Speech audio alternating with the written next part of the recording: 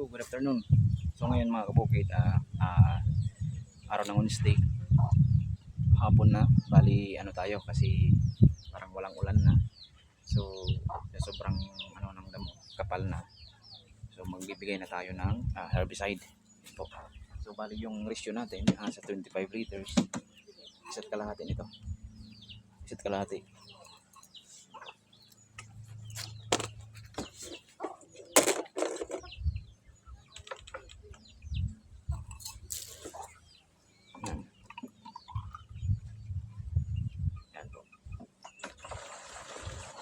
So bali yung gamit natin yung Roundup.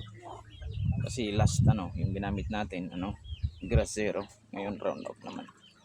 So kalahati. Then yung sekreto dito para mas papabilis natin yung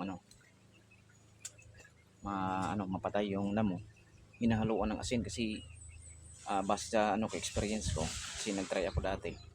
So mas mabilis ma-absorb ng damo pag may asin. Yan po. So yan po yung bago kong kaalaman dito sa bukid base lang sa experience ko. Kasi,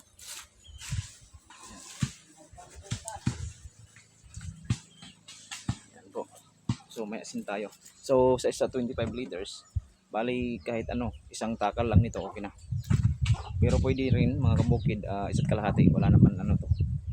Kasi wala namang overdose kasi papatayin naman natin yung damo dito. Yan po.